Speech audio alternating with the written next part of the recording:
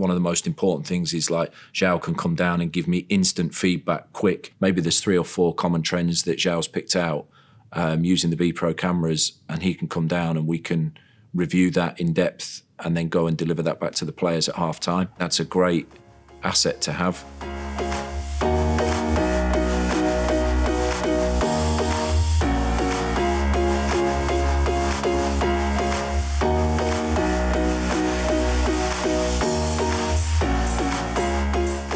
My name is Ian Burchnall. I'm the head coach at Notts County Football Club. I'm João Alves and I'm first team tactical analyst at Notts County Football Club.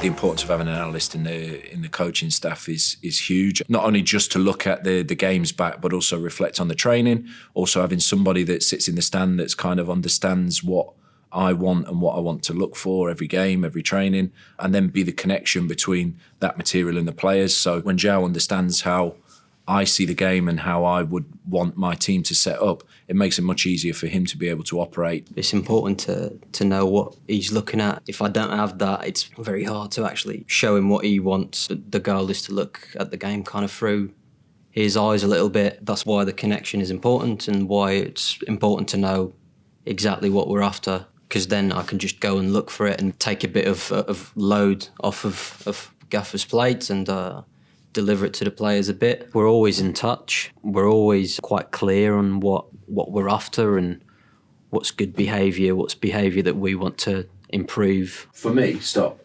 This is no-brainer. Here, here, and we just come out and all the spaces on this side, but we've played 3-4 passes all on the same side. Before I went out to Norway, I visited around a few clubs and spoke to different managers and a couple of the managers that were working in the Premier League. And one of the things that they said is one of the biggest, the most important roles is the relationship with the analysts, because they are the ones that are going to be able to give some of the most important feedback to the players on a daily basis. So, you know, that role is hugely important within the group.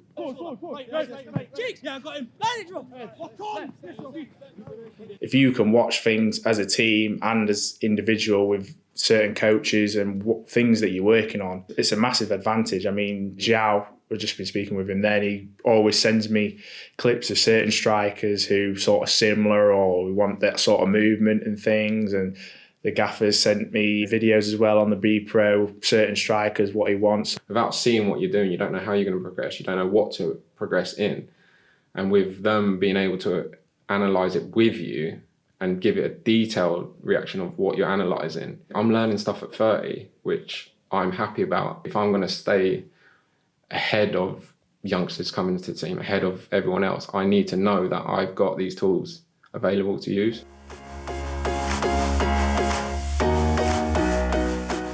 On a weekly basis, we have big group meetings, obviously with reflections of last game and then opposition analysis for upcoming games. So they're normal. But on top of that, we have small group meetings, so unit meetings, defence, midfield, attack. But then on a daily basis, myself and João, the analyst, will look at training. We'll go back through the training sessions. We'll maybe clip bits of that to be able to send or show players the next day. And also use it in one-to-one meetings. Both myself and the other coaching staff on board will also be active in terms of clipping certain players, positions, roles, responsibilities, just to try to break the game down and give as much feedback as possible to the players. So they're not coming in and the only coaching they get is on the pitch. It's a cycle. So I do post-match after a game. So we go day to day. So we'll go before the session. We'll get together. We'll look at whatever happened in the game and what we want to push to the players as a group, then what we want to push to the players individually. I'll then go to the training ground. I'll have a look at what's being done. I found it very helpful to know exactly what's being done in a training session, because that blends in with what we're trying to do as analysts. I'll get the recordings done, then we'll come back, we'll review training whenever there's interesting tactical behaviours, and then I'll start then looking at opposition analysis and pushing out bits with individual players. And again, it's a cycle. It's constant feedback, and it just goes, we've done this. If we've done well, why was it that we've done it well. So we try to give them that platform, that base of this is why it's good. So then it becomes clear as a behaviour what we want. And then same with when it's bad. If it's bad, why is it bad? So if the game starts to stretch, what's causing that to stretch? How can we correct it?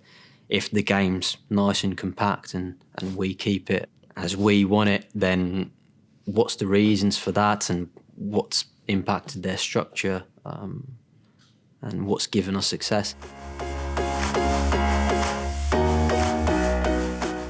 I came into first team football about 8 or 9 years ago now, and the technology has really evolved since then. Monday Night Football graphics that were there a few years ago are starting to become much easier and much more accessible at probably a lower cost. So you can make the visual aids for the players so much stronger.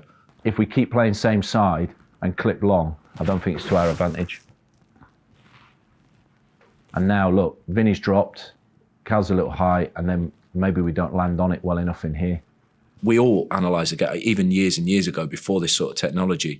The old school recorder and fast forward and rewind was there. Everybody was looking into the game to try and get a margin. But I think it's become more accessible, quicker with the feedback loops. You know, with filming the games live at half time, João can come down and give me instant feedback quick. Maybe there's 3 or 4 common trends that João's picked out using the Bepro cameras, and he can come down and we can review that in depth and then go and deliver that back to the players at half time. I think that's a great asset to have. We can have the same on the training ground because we're filming it. So I just think that it massively is kind of sped up and gave more depth to the coaching process. I second all of that. So in terms of technology, for sure. And then the knowledge actually, I think, increased in the past, 10 years. And there's a lot more people and a lot more knowledge available. And then it's improved players' experience as well, because we're giving them a platform to, this is what you do specifically to have a good game. And I think that clarity as well has improved. He's that tight in the box. It only takes that.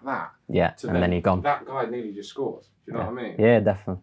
Years ago, I went into clubs and they were needing 3, 4, 5 analysts, and we probably getting that kind of quality of work with less personnel now, which means that you can go further down the leagues with maybe less finances behind you, but still get good quality analysis done.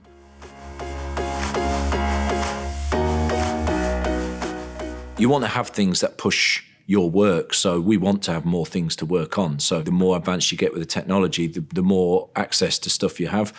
But certainly it makes us more efficient in terms of, if you take an overall season and the ability to get all of your messages across, the more information you can get to the players in a shorter space of time means that you're more efficient with that. It allows us to give stronger, clearer feedback to the players quicker, to make our overall process of developing the team much more efficient. Almost everybody spends a lot of time looking at their smartphone. So I guess to be able to have access to all the things that you need and the information around an upcoming game at your fingertips on your smartphone is a huge benefit, really, so that it's so accessible for the players. There's no excuse really for not being aware of opposition or your own strengths and weaknesses or your own reflections on the last game. So I think it gives that accessibility, and it stops players only being spoon-fed, waiting for a big group video analysis or one-to-one. They can take some of the initiative on the analysis themselves and have opinions on it, which is great. When you can see it and you can watch it over again,